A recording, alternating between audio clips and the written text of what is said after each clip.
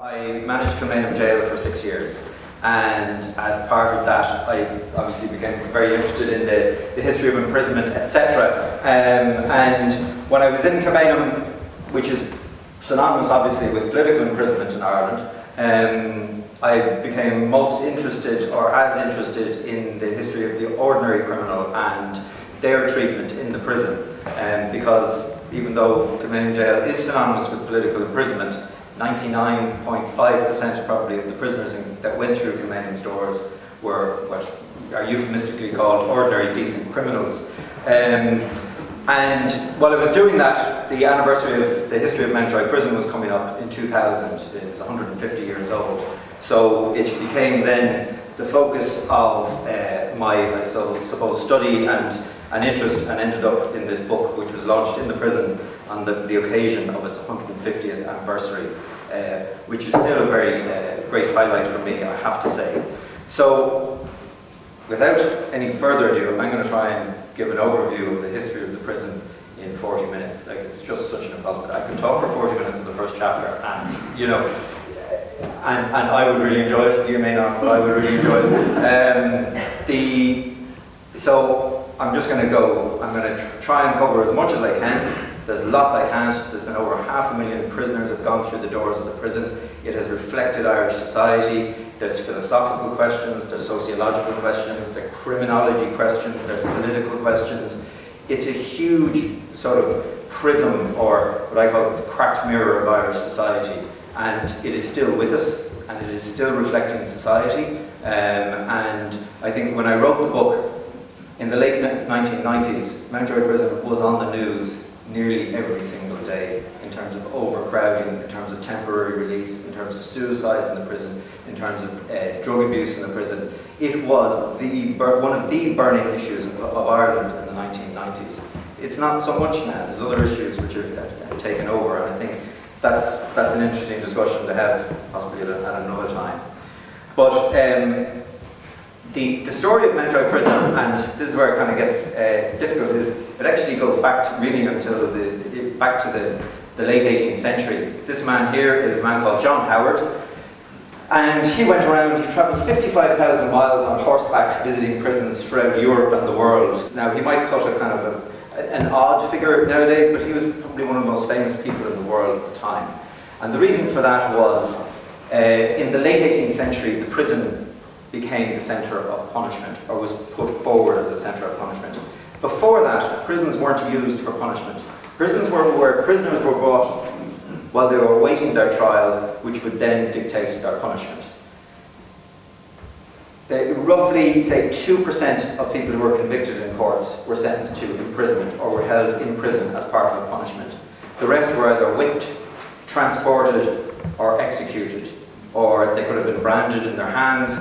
Various physical punishments. So prison was not, it wasn't even seen as being a useful thing in the system of punishment.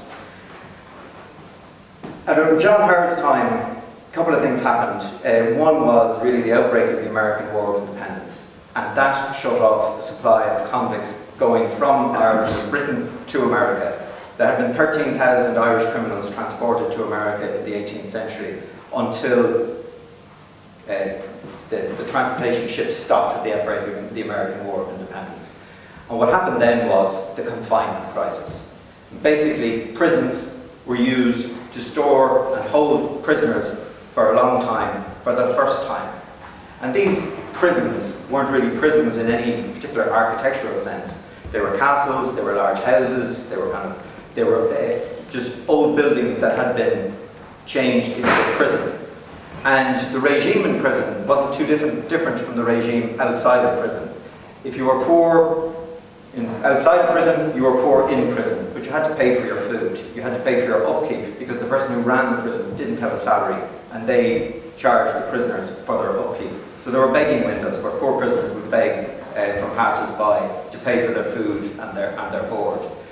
If you were a rich person outside of prison, you were also a rich person inside of prison, and you could have your wife, family, prostitutes, animals in prison with you during your confinement. This was all kind of well and good, but there was a couple of issues which made it a much more wider societal issue. One was jail fever, spread by, it was basically epidemic typhus, which was spread by body lice. So you have all these people being crammed into hovels and dungeon-type structures, and typhus was transferred from prisoner to prisoner, but it wouldn't stay in prison. The jail fever would often break out in the city. It would break out amongst the staff who worked in courts because they were being exposed to them. So that was a much wider societal issue. But there was a much deeper thing at play, and there was a new idea of humanity. We shouldn't punish the body, we should reform the soul. And that sort of sums up the way that they were thinking. Now, at the same time as all that, there was the problem of, okay, we have a whole lot of criminals who used to be so bad that we had to get them out of the country, and now they're staying here, so what are we going to do?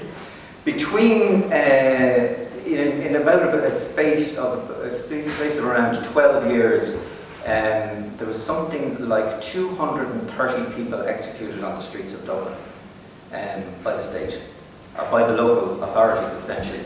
The equivalent to today's population would be somewhere in the region of 1,400 people. So that's the scale of what was happening. Now, these were street theatre writ large, so the prisoner would be paraded through the streets from the jail to the place of execution. It could be Gallows Hill in Kilmainham, or there was executions at Stephen's Green. And the idea was that the public would see what would happen to them if they committed a crime, and it would be a deterrent. Now, the youngest was around 12, the oldest I think was 83. And these were stealing the 83-year-old guy was executed for stealing the fat out of the sheep. Well, the sheep was alive at the time, so it might just temporary or sympathy for him. But these were difficult affairs. They were often unruly. Now, you could have 10,000 people at them, like huge crowds. They were held on market days, and they wanted crowds. They wanted people to see this. The worst thing was for the prisoner at the last minute to go, and by the way, it wasn't me. And then the whole concept of justice was turned on its head. The guilty are innocent, the judge and the system is guilty. All that sort of thing was going on. So the prison came to be seen as an alternative to these forms of punishment. Whipping, branding, execution, transportation. And in Ireland, they really latched onto it. They saw it as one of the major social reforming issues throughout Europe, and this was the time of Grattan's Parliament. And you had a really active core of Irish MPs who wanted the Irish system of imprisonment. This was to show up our counterparts across the Irish Sea and to lead the way in prison reform. Jeremiah Fitzpatrick here was the first ever inspector of prisons in the world. He was appointed in 1786. 1786 was the year that the Irish Prison Act was passed, which started ameliorating the conditions for prisoners. Jailers would have a salary, prisoners shouldn't have to pay for food or much of their food, that there was a general thing that prison should be used to make the prisoner good. There was a saying, Jonas Hanway at the time said, I love the quote, "The walls of the prison will preach to the prisoner's soul, and he will confess the wisdom of his makers and the justness of the laws of his country." That was the foundation of the prison. That's what they wanted it to do. This first phase of prison reform led to the construction of 33 prisons in Ireland in the 1780s and 90s. A massive phase of prison construction. It had never happened before. It nearly never happened again. And this is an example of the public, this is outside, I think it's actually outside City Hall, it's up in that area. It's a public pillorying of an individual for sedition. This was how punishment was, but bringing it back in behind closed doors and trying to get prisoners to go into what were called cells. Cells did not exist really before the 1780s, except in monastic institutions. And that was, the whole idea was that a prisoner would, like a monk, be kept in prison, kept on their own, and reflect on their life and their crime. That was the ideal of the first reformers. It didn't happen in the first phase of reform. The second phase of reform was different. The first phase of reform ran out when the Napoleonic Wars broke out. There was, so huge distraction. A lot of young men who would have ended up in prison joined the army. You had the 1798 rebellion in Ireland. You had a whole, then you had the Act of Union. So in Ireland you had a whole shift away from prison reform. But that was similar elsewhere. It did have certain achievements. It had new architecture for prisons. It had new rules. There was, you know, some semblance of humanity towards the prisoners. And by 1810, you know, all jailers and turnkeys, as they were called, were paid by the local authorities. There was no need to harvest the prisoners for their upkeep. In the end of the war, the Napoleonic Wars, between 1815 and 1818, the Irish prison population trebled. Right? So you had a collapse in the economy, you had a whole load of people coming home, young men, younger men, and few opportunities. It led to the second prison reform movement, and the same was happening in Britain. And this was very much like Elizabeth Fry and the Quakers were very much at the forefront of this. They revived a lot of the ideas of the first reform movement and added new ones, like education. Schools, there were free schools provided in prisons. Some of the first free schools in the country were provided in Irish prisons, in the local prisons. There was work. Okay, there was you know, some useful work, but then there was just work. And the epitome of that was the treadwheel. The treadwheel is basically like a water wheel, but instead of using water to make the wheel go around, you use people. People would stand up on the prisoners would stand up on it and depress the struts and turn the wheel. And it could be 10,000 steps in a day, 12,000 steps in a day. Obviously, people actually pay money to do this now, which is bizarre. And that was sort of the deterrent element. But then there was religion, and there was discharged prisoners' aid societies were set up, very enlightened. There was classification of prisoners. Up until then, prisoners just put into a room or a cell, and it didn't matter whether you were a hardened criminal or a first-time offender. The second phase of reform looked at classifying prisoners. Okay, all first-time offenders here, all hardened criminals here, all, you know, so that there was some way of differentiating between the prisoners. And then the idea was developing at that time that vice was something that could be transferred by words. So by talking to someone else, I could give you the disease of crime. So they were going back to this thing of silence, and they were trying to figure out how they could make that work. Now you're wondering, Jesus, where is he going to talk about Mountjoy prison? But I'm nearly getting there.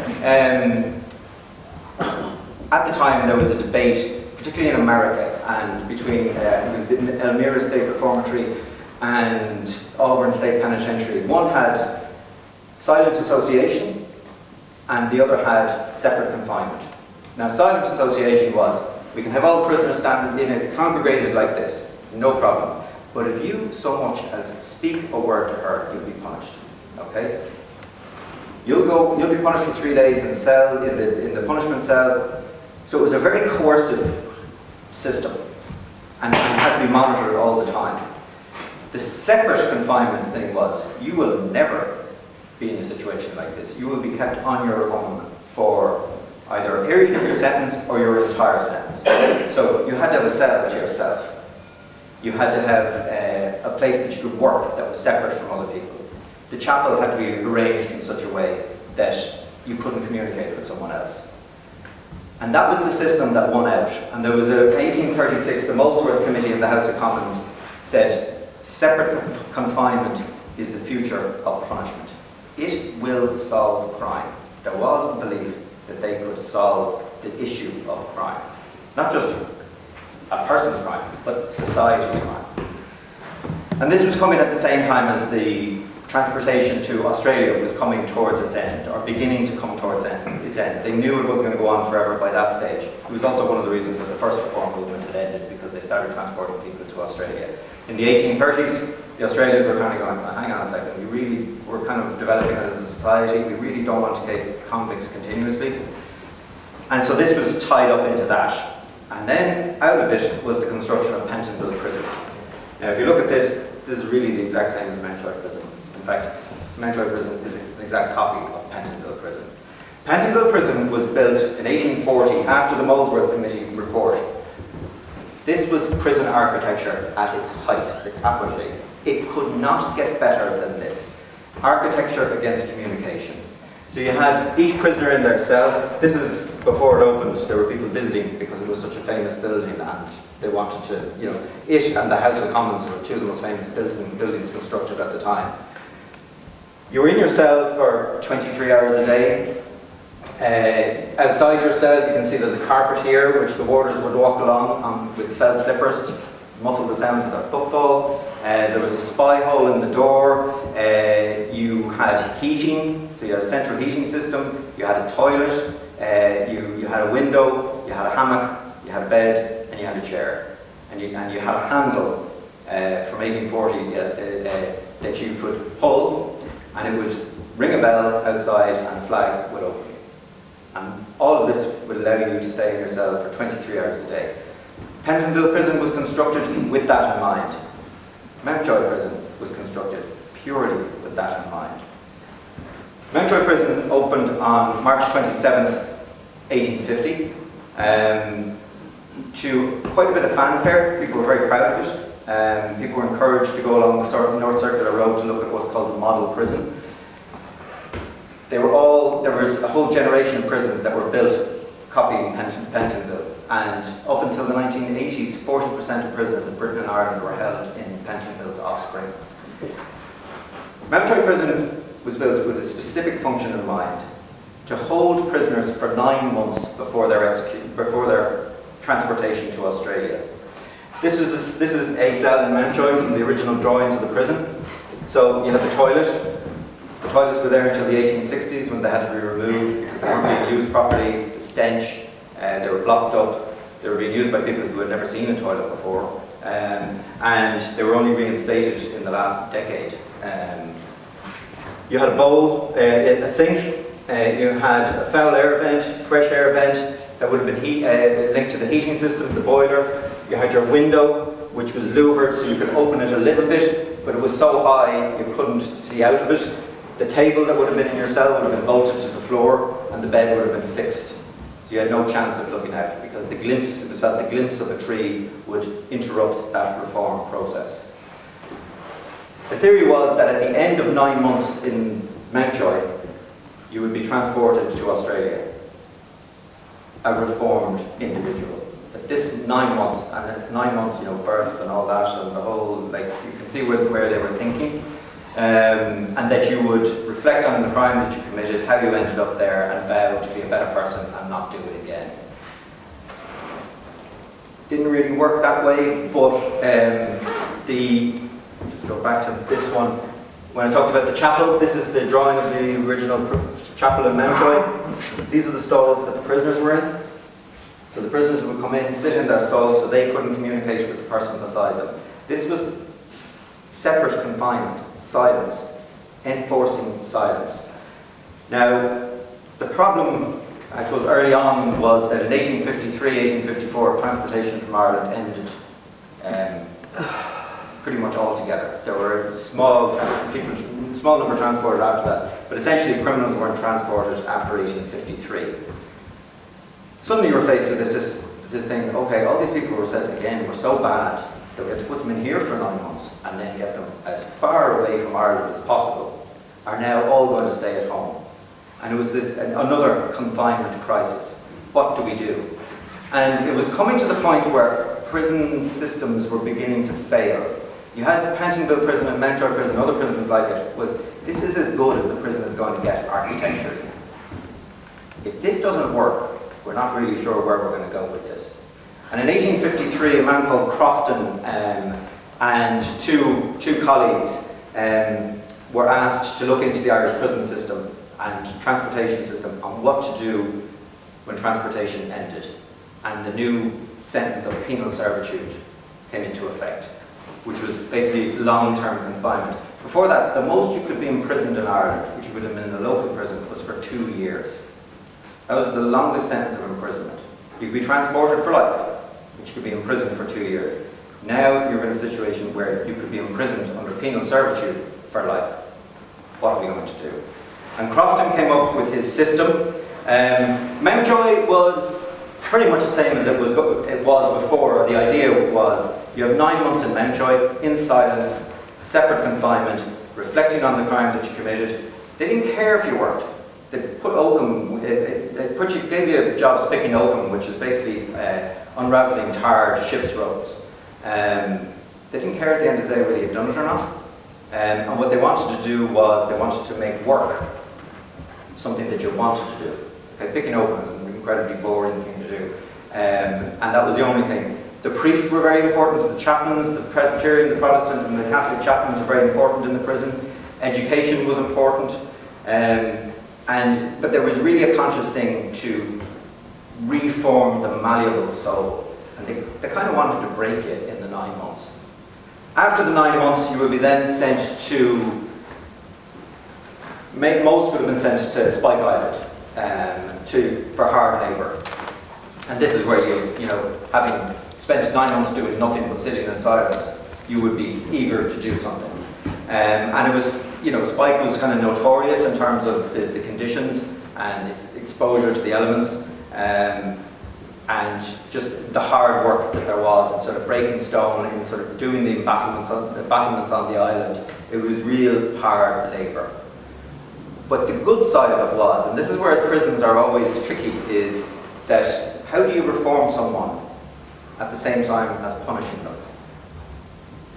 And it's something that prisons struggle with and people struggle with. You know, you send someone to prison, you know, give them hell in prison, and you're thinking, well, is that going to make them better? You send them to prison, treat them well in prison, which are how you're not punishing them then, you're treating them well. And the prisons have always been at that, you know, it's like two sides of the same coin, and it's very hard to work it. Crofton thought he had sorted it by introducing what was called the mark system. Now, he kind of stole it off someone else and claimed it for his own, but anyway, it's known as the Crofton system. And basically, a prisoner, through their good behaviour and hard work, could reduce their sentence. So they could make a mental connection between hard work and improving conditions and shortening of their time in prison. So they got better food, they got better clothes, they got out of prison early. The third part of the system, and probably was the most interesting, was the intermediate prison. It was intermediate between prison and society. It was the world's first open prisons. Lusk was the world's first open prison. In Britain, they try and claim that in 1935, that I think they opened up the first open prison. Lusk was the first open prison. Prisoners had kind of went off to work, they came back, there was very little control, and the idea was that you would get prisoners used to having freedom and control over themselves.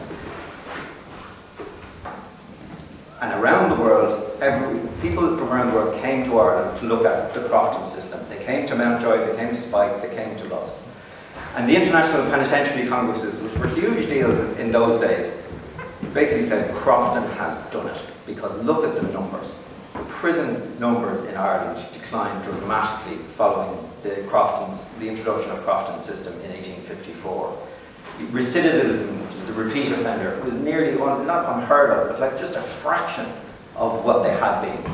So how has he done this? You know, he's cracked it. The problem was Crofton was benefiting from huge changes in Irish society. The effects of the famine were still very much being felt in the 1850s, but they were declining. Economic conditions in Ireland were improving, and you had a natural decline in crime. You also had on the other side, throughout your period in prison, starting in Mountjoy, you'd be given books. Emigration, it's a great idea. You know, Australia, the best place to emigrate to. For the new emigrant to Canada, you know, it was basically saying at the end of your sentence, the best thing for you to do is just get out of this country. And that was a huge thing, a huge part of the Crofton system. So at the end of this reform, etc., they were kind of going, look, it's much better if you leave. You can commit whatever crime you want elsewhere. You won't be doing it here. And so by the 1870s, mid-1870s, the Crofton system had been seen not as a failure, and there was a lot of merit in it, and there's still international sort of regard for the Crofton system. But it is definitely was built on a false premise. This whole thing of rewarding prisoners was seen as a very good thing, but ultimately it was seen as a failure in terms of mass reform of prisoners. And what happened was you ended up with a core of criminals in Mountjoy who could be in 200 times in their life, and the Crofton system had no impact on them. So you know, you were coming down to that level of I suppose, issue that they were dealing with. Now this is an aerial view of Mountjoy prison from probably around the 1860s. So this is the main prison, it still is, and these are the exercise yards where the prisoners would walk around the concentric rings. These are individual exercise yards for prisoners who weren't allowed to associate with other prisoners. That was the hospital, so this must be about the 1880s. That was actually built by prison labour under the Crofton system. This was the female prison. We kind of know this now as St. Pat's. This was the female prison, which is basically the same size as the male prison. The level of female imprisonment in Ireland was amongst the highest in the world. The rates, certainly in the 1840s and 1850s, you know, there were very few alternatives between like a wife, maid, thief, or prostitute in Ireland. And 40% of prisoners in Ireland were women in the 1850s, which is off the scale in terms of international charts. The average now is about like 3% or 4%, and even that, it was similar enough in the 19th century. Again, you have the exercise rings, you have the canal there, this is the main entrance to the prison, this is the governor's garden, and so the female prison opened in 1858 and ran on a similar basis to the male prison, except the problem for the female prisoners was there was no Spike Island, there was no Lusk. They would spend their whole sentence in Mountjoy.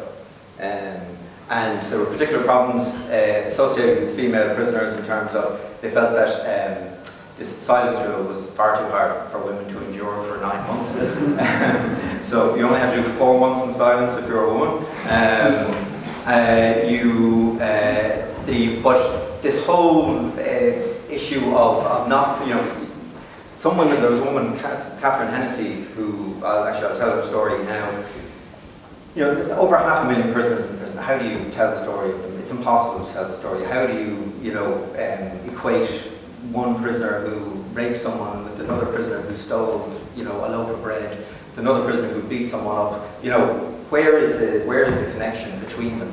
And because I don't have a huge amount of time, just Catherine Hennessy was convicted in 1851 of burying a child alive. It wasn't her child, it was a friend of hers, and they were going to the child's father, who they weren't married, and he was a soldier, and they decided on the way that they would bury the child alive and kill it. And the two were arrested. One, the woman, the mother, was transported to Australia. Catherine Hennessy was kept in Mountjoy prison.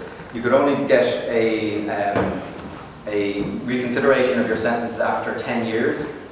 So after 10 years, her mother wrote saying, I'd love my daughter to be back, we'll look after her, we'll care for her. The word she was from Buttevant in Cork, the word from Buttevant was, no, people still really don't want her in amongst them, and so she wasn't released. There was a number of petitions that went on after that, and even remarkably, the superintendent of the prison, Delia Lidwell, wrote a petition on the prisoner's behalf. She obviously felt it was just an extremely unusual thing to do. And eventually, in 1867, so 16 years after she started her prison sentence, they said she could be released if her family would look after her. But by that stage, the family had either left Cork or just decided to abandon her. And because she had no one who could look after her, she had to stay in prison. And I think she died in prison in 1873, 22 years after conviction and whatever years after 1858. And she's buried in prison, but no one knows where she's buried. Presumably she's still there. The flip side of the coin, or a flip side of the coin, is this guy, Frank Jubidat, who was the president of the Dublin Stock Exchange, 90 of embezzling £100,000 of his client's funds to build his house in Kilmainham. Some things just don't change. He's actually a great character, it's a great story. He was convicted, sentenced to 7 years of penal servitude, 24 stone going in, 9 stone coming out. That's the effect the prison would have had on you in those days. So it's the same person, doesn't look like it. He had a very colourful life. He eventually got out of prison. He had health issues, whether he was making them up or not. And he was kept in prison probably too long because they felt if they released him, everyone would go mad because they released the president of the stock exchange and not other people. And he then went to Maputo in Mozambique, which is called Lourenço Marque at the time, got involved in a deal with this Portuguese guy, and tried to recompense the people that he had defrauded, and getting them to invest again, and like, I'm going to make it up to you with this one. But then he didn't know the Portuguese guy was defrauding him. So then he ended up in prison again for another 7 years. So he got another 7 years. Looked same before, after, and then he got out of that when they did realise he was innocent after 3.5 years, I think. And then he went and lived and died kind of penniless in South Africa with an actress who was completely unfaithful to him, and it's just a disaster story. The Kilmainham is very much associated with political prisoners and not so much Mountjoy. Although, if you take the 1916 Rising out of it, Mountjoy's political history is often as important as Kilmainham's. You had the Fenians, you had the Invincibles, you had Pat Nally died in Mountjoy prison, or as a result of treatment at the Nally stand in Croke Park. You had Larkin and Connolly during the lockout. You had the suffragettes, which is just such an interesting story. They started their Breaking Windows campaign in 1912. They were the first, and it's really interesting, they were the first to look at prison as an opportunity. Except for Parnell in 1881, but apart from that, that they wanted to get into prison because they knew that they could highlight their cause if they'd been put into prison. So they started a Breaking Windows campaign, Custom House, various places around the city, put into prison, went on hunger strike. Republicans had never gone on hunger strikes. Nationalists had never gone on hunger strikes until they saw the suffragettes doing it. There's all this thing about, it goes back to, the Brennan laws and all that. It actually doesn't. It goes back to the suffragettes. The suffragettes saw the power of that. And they would go on hunger strike and then get released from prison. And the Republicans looked at this and learned a lot from it. And that whole story of the suffragettes in Mountjoy is fascinating. And there's particularly two, Evans and Lee, who tried to burn down one of the theatres that Prime Minister Asquith was going to speak at. And they were instead of being given a couple of weeks for breaking windows, they were given 5 years. And they went on hunger strike. And their whole case is just, there's force feeding and just horrendous stuff, but very interesting.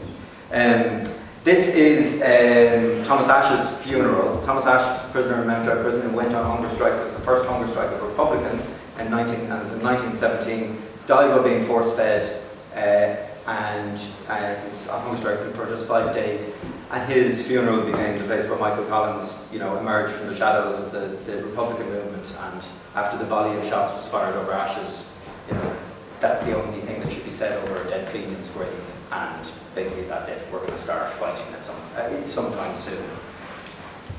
What's interesting, O'Donovan Rossa was in Mountjoy before he went over to Britain, and O'Donovan Rossa's funeral passed Mountjoy prison in 1915, and Sean Milroy was a Republican at the time in Mountjoy under the Defence of the Realm Act, doing exercise, going around the exercise yard as the cortege was going past Mountjoy prison.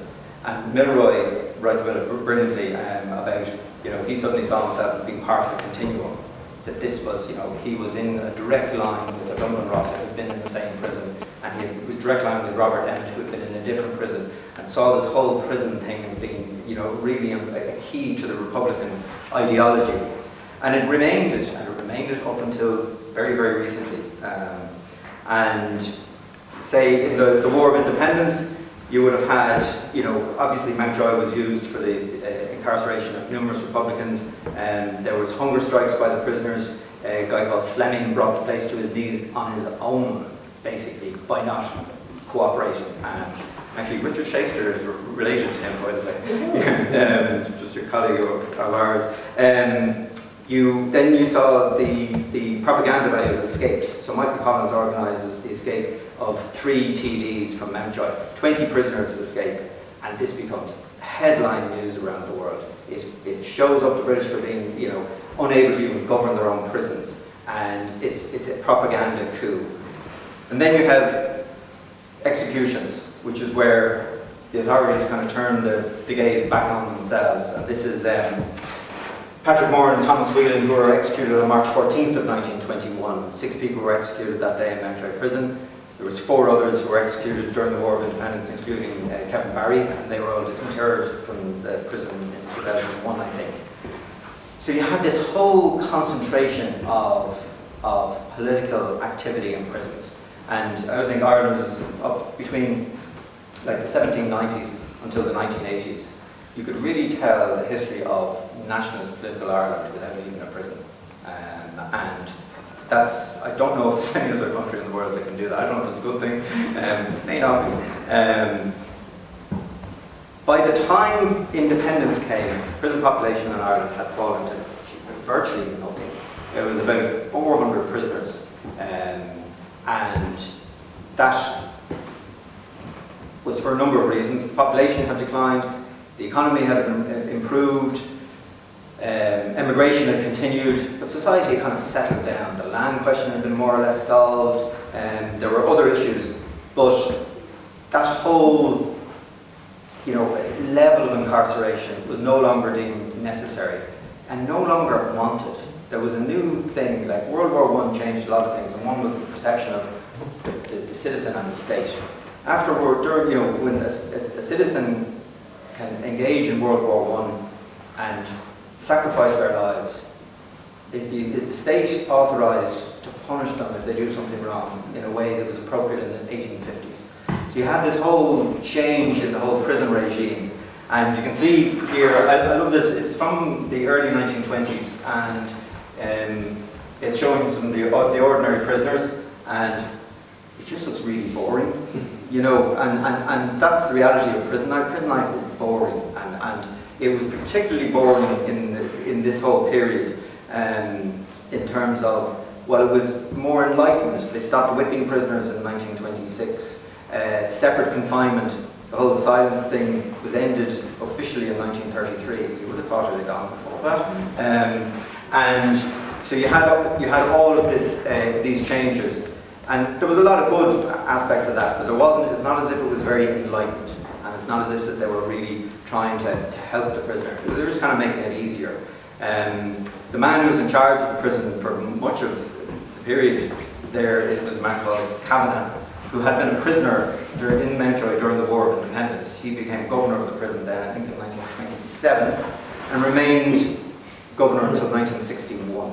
And he was a very popular figure in the city, very nice man by all accounts, and his family are very nice and were very helpful with my work. And he introduced a lot of sort of small reforms, and one of which would have been the annual concert, which was very famous. It had all the key figures. Who we got here? Dennis Fitzgibbon, Jack Connor, Jimmy O'Dea, Jack Cruz, Maureen Potter. They all would then go and give a concert for the prisoners at Christmas. So you had this, and that continued really until the 1960s, when things started to change. But I suppose before just go on to that.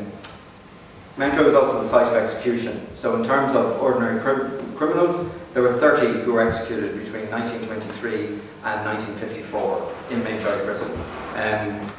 Most of whom are still there, buried within the prison grounds, and are the subject of another of my books. And there's a whole sort of instructions of how you execute someone. But there's an interesting story from the 1940s when this man, says his name is Thomas Johnston there. This is a false travel document issued by the Irish state to a guy called James O'Sullivan from Cork. So he's an assumed name. James O'Sullivan was Ireland's first and only hangman after independence. The Pierpoints had carried out all the executions, but I really think it was, there was always this thing, Irish government engages British hangman to hang Irish people. And De Valera, during De Valera's period, there was this whole concept of self-sufficiency. I don't know, maybe this was one step too far, that he wanted to get an Irish hangman. Never saw an ad, don't know how they came across this person or what happened, but in 1941 he wrote to there's a letter from him to the governor of the prison coming up for the interview. And it's like a Berlin spy bit, I should be wearing a blue serge suit. If it rains, I will have my Mac, and I will rub my nose as I walk up the platform. And now, obviously, that's probably a good reason, because the hangman weren't popular. And Thomas Johnston, or James O'Sullivan as he really was, He wasn't very good. He was given this travel document to go to Manchester, and where he was trained. So actually on the document, there's the times of the train written in pencil to go into Strangeways prison. Trained in. He wasn't called then, because executions had become pretty rare at that stage, for another 4 years. And then he was called, and the execution was cancelled. And then in 1947, James McManus, from Meath, was being executed, and he was executed. And when he was called, he said, yeah, in the letter, you wouldn't get our friend to come over and just kind of give us a hand on this one. It's been a while since I've been trained. You get Pierpoint over. So Pierpoint comes over, it's in his biography, or autobiography, and he's not impressed. He thinks this guy doesn't know what he's doing. He's very weak, he's timid, he's unsure of himself. The governor then asked Pierpoint the night before, will you do it? Pierpoint says, yes, I will, because this guy is not capable of it. And then they leave kind of on the North Circular Road, and Thomas Johnson walks off in one direction, and Pierpoint walks off in the other, and that's it. And it was it until last year when a radio documentary was made by RTE, which is absolutely fascinating. You should get it, podcasted or whatever. And I've been asked for ages, did you ever find out who this guy was? Because no one knew who he was. And we kind of put out calls. Now, I could have gone out to Cork and because I had the address, and it wasn't something I was particularly interested in. But anyway, your man follows it up. He ends up going to Lesotho because Senator Joe Costello came to TV afterwards and had told me this story that he had been in South Africa. He met these African women and they said that their father had been the hangman in Ireland. And I kind of went, okay, we got talking anyway. So then I was looking up on the internet, hangman Lesotho, hangman Ireland, and kind of just got nowhere. Ended up that it wasn't the same person, but the documentary goes there, and then at the end, they go to Cork, and they find out exactly who he was, and the people knew him, and all this, but they never knew that he was this hangman, or failed hangman. So yeah, you should really, it's really good. Prison in the mid-20th century, growing their own food, prisoners playing handball, it's not relaxed, but it's not coercive. As I say, it's kind of neglected and boring. And this is Governor Kavanagh on his last day out of the prison, a photograph from the Evening Herald or Evening Press. And then you came to, and that's where the kind of book, to an extent, kind of ends at that point, and the story changes at that point because a new story emerges. From 1961 to 1964, imprisonment in Ireland increases by 40%. And it's a constant thing. And from then until the early 2000s, the prison population increases. And while over the 19th century and early 20th century, prisons are closed down all over the country. It leaves, I think maybe there was 4 or 5 prisons, of which Mountjoy was obviously the largest, and the centre of punishment, that the prison starts becoming a serious issue again. So this is the aerial view. That's the main prison. That's the female prison, which was built around 2000, 98 maybe. The Doka Centre, as it's called. That's the hospital. That's where the kind of better behaved prisoners would have gone. So, if you're in your last stage of your sentence, you would go there. It's kind of like the open prison element, but you're still within Mountjoy. It's a much more relaxed regime. And then this is what then became St. Pat's, because the women had gone. The women were confined to one wing because there was just no need for any. So you had 3 wings of the prison, the female prison, which weren't being used in the mid-20th century, which was then converted into a prison for young offenders. And it had remained that way until more or less now. And that's the control centre for the prison. So that's what the governor's office, etc. is. The execution chamber is just the other side of D wing there. And then you had this, it was really a changing society, fractured society, commercialism, consumerism, heroin. was the big thing, arrived in Ireland around 1980, and that really kicks off the prison crisis. And we have a situation that by the mid-1990s you had up to 800 prisoners in this building with 500 cells. You had temporary release, so we were all going to sleep at night, like, at various times, worried because this wasn't working. And I'd wake up in the morning, it was one of the reasons I wrote the book, I'd wake up in the morning and you'd hear, you know, a quote from the book. Universities are crime. That was Lord Lansdowne in 1821. You know, everything that was being said about prisons on Morning Ireland or Prime Time or whatever in the 1990s had been said about the prisons in the 1820s, 1830s, 1840s, and 1850s. And yet still we were kicking this same institution looking for a different answer. And, you know, this was the prison riots, prison cells, the drugs in prison, the smell of Mountjoy was just vile. I mean, it was just a cloying smell. It wasn't overpowering, it was just like you'd walk out of having been in the prison for half an hour and your clothes would smell. It just kind of stuck to you. The first time I was in there, I met Seamus Kramer, the assistant governor, one of the assistant or deputies, and I was just terrified. Like, the place it was like an airport. It was just people walking, everyone shouting and roaring, and I was thinking, is there no sense to what's going on? He says, no, I know, he's going there, he's doing that, and then he looked up and he says, they've just done a drug deal.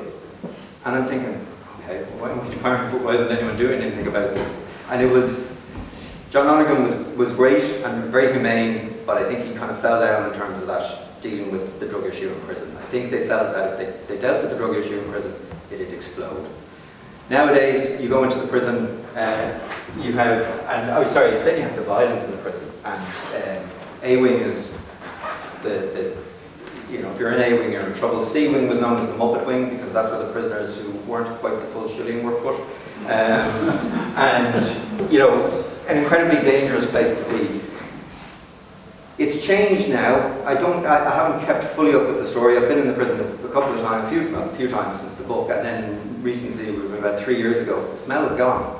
It was the first thing I walked in, the governor was showing me around, and I went, he said, there's no smell. And he says, no, they don't slop out anymore. We keep the place clean, they get better conditions, they get better clothes, all that sort of stuff. But it's still a society looking to the prison to solve a problem that maybe the prison can't solve. We're looking to Mountjoy to fix it. They've been looking to Mountjoy to fix it since 1850. I'm not against prisons because I don't know an alternative. But that doesn't necessarily work, but I'm not too sure what does. So it's this kind of, we're kind of stuck with this accidental institution, of which in Ireland, Mountjoy is, and it looks like it will remain for the next 50 years, the centre of it.